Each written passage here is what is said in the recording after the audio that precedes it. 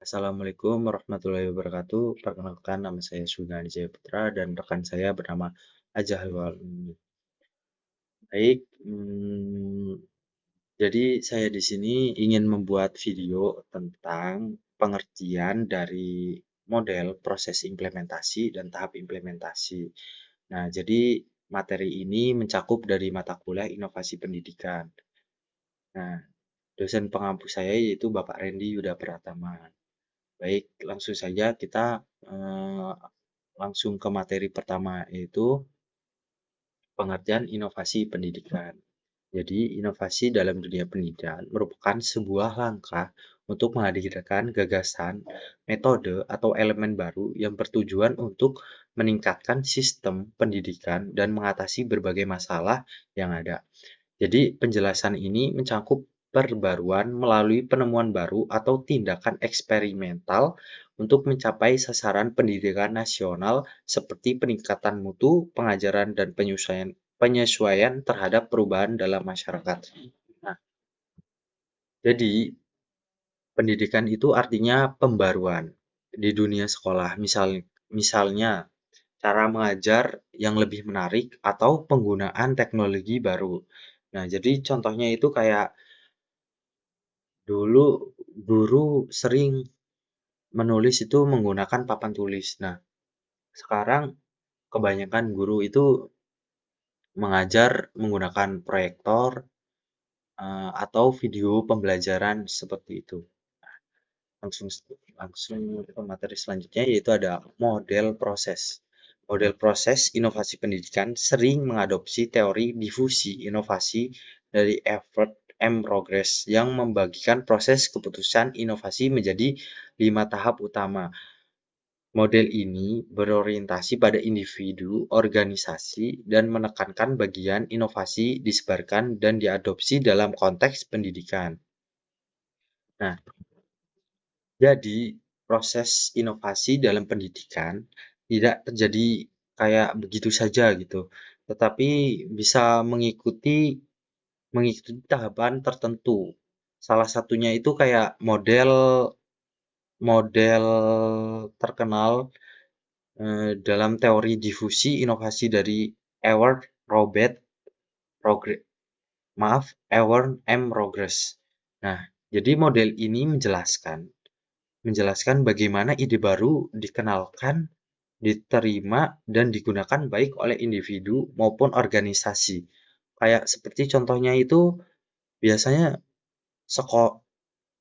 kayak waktu sekolah memperkenalkan aplikasi e-learning, pertama itu guru harus tahu terlebih dahulu gitu. Nah, terus habis itu lalu guru itu mencoba. Nah, sampai akhirnya itu guru terbiasa dengan aplikasi e-learning tersebut. Nah, begitu.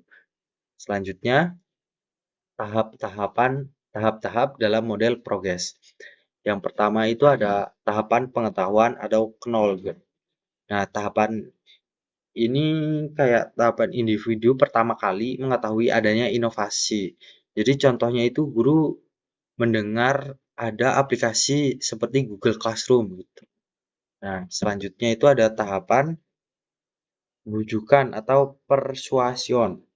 Jadi tahapan persuasion ini guru mulai mencari tahu apakah apa apakah aplikasi itu bermanfaat sesuai kebutuhan yang untuk dia mengajar gitu. Nah, selanjutnya itu ada tahapan keputusan decision, yaitu guru memutuskan akan mencoba atau menolak yaitu aplikasi tersebut. Kayak guru memilih mencoba satu kelas dulu gitu. Nah, selanjutnya itu ada tahapan implementasi atau implementation.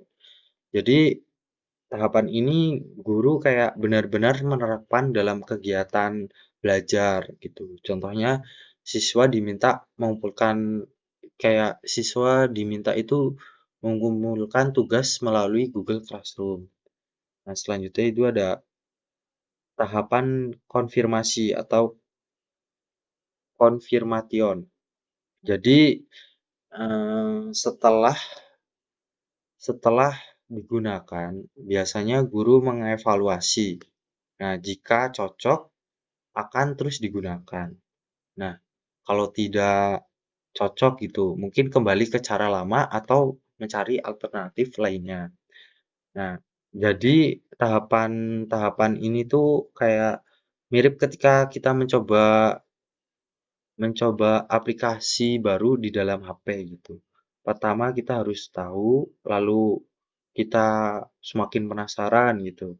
Terus kita coba sedikit, terus lama-lama pakai terus, dan akhirnya memutuskan bertahan atau tidak mencoba aplikasi tersebut.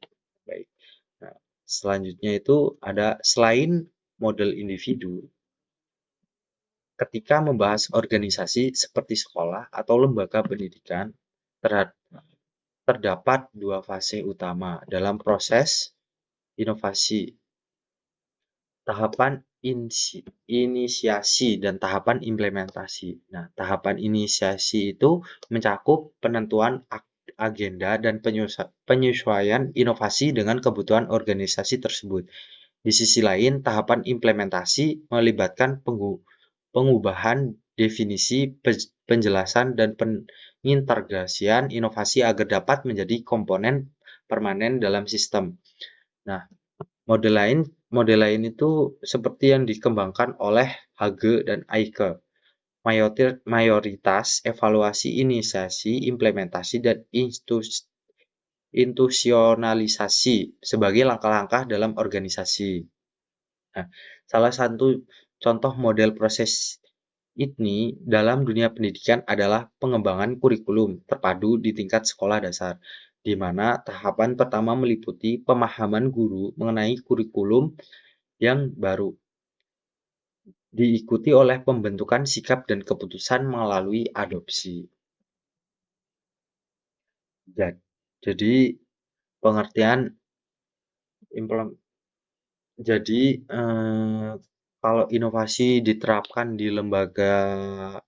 lembaga itu biasanya ada dua fase besar. Nah, pas yang pertama itu ada inisiasi, yaitu menentukan kebutuhan dan memilih inovasi yang sesuai. Yang kedua itu ada implementasi, yaitu menerapkan dan menjadikan bagian dari sistem sekolah. Contohnya itu sekolah ingin memperbaiki sistem absen. Pertama, pertama itu biasanya melakukan rapat, menentukan kebutuhan, yaitu bisa disebut inisiasi. Nah, yang selanjutnya itu biasanya lalu membeli mesin vitrin dan mulai menggunakan setiap hari. Ya, bisa disebut sebagai implementasi. Nah, selanjutnya pengertian implementasi. Implementasi inovasi pendidikan adalah penerapan ide baru secara praktis untuk meningkatkan kualitas pembelajaran. Nah, pembelajaran. Nih, ada dua model. Yang model pertama ada dua model utama implementasi. Yang pertama itu top down dan bottom up. Nah, mungkin materi selanjutnya akan disampaikan oleh rekan saya yang bernama Aja. Sekian presentasi dari saya. Assalamualaikum warahmatullahi wabarakatuh. Oke, kita lanjut materi selanjutnya. Implementasi melibatkan sasaran utama seperti guru. Nah, si guru ini tuh sebagai pelaksana, siswa itu sebagai penerima, kurikulum sebagai pedoman, fasilitas seperti peralatan teknologi, dan masyarakat itu sebagai pendukung. Keberhasilan implementasi bergantung pada perencanaan yang melibatkan semua pihak, penyediaan sumber daya, dan evaluasi berkelanjutan untuk menghindari kegagalan. Selanjutnya itu ada tahap implementasi. Tahap implementasi merupakan bagian krusial dari proses inovasi di mana ide itu diubah menjadi aksi nyata. Menurut model Rogers, tahap ini terjadi setelah keputusan adopsi dan melibatkan penerapan inovasi dalam praktik sehari-hari. Next lagi, nah untuk tahap implementasi ini juga dapat dibagi menjadi subtahap sebagai berikut. Yang pertama itu ada redefinisi atau restructuring. Inovasi disesuaikan dengan konteks spesifik organisasi pendidikan seperti modifikasi metode pembelajaran agar sesuai dengan karakter siswa. Nah, yang kedua itu ada klarifikasi. Penjelasan dan pelatihan diberikan kepada pelaksana.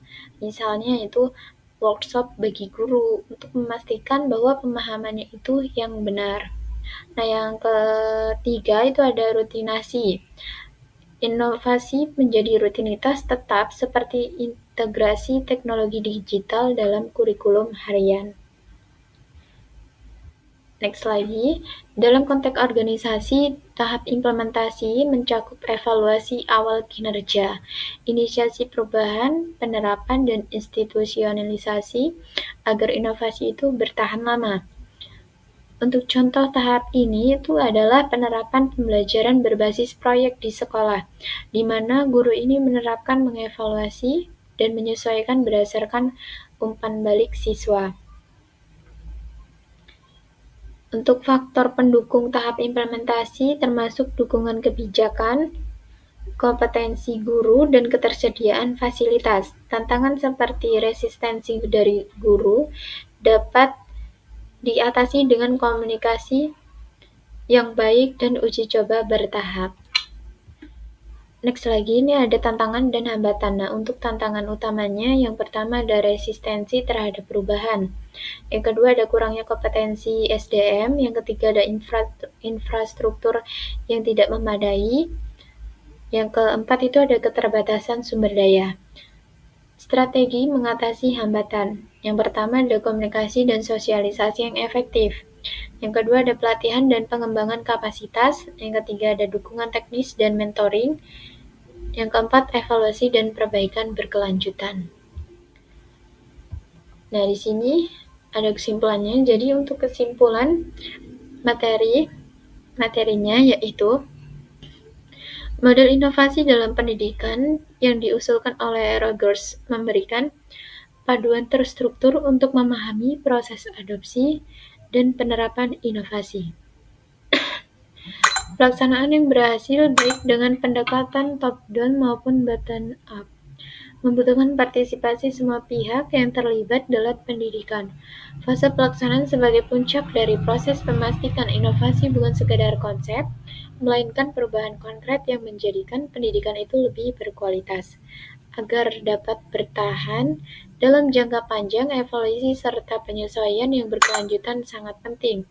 Inovasi dalam pendidikan juga perlu terus dikembangkan untuk menghadapi dinamika masyarakat saat ini. Oke, mungkin begitu saja yang bisa saya sampaikan. Kurang lebihnya saya mohon maaf. Wabillahi taufik wal hidayah. Wassalamualaikum warahmatullahi wabarakatuh.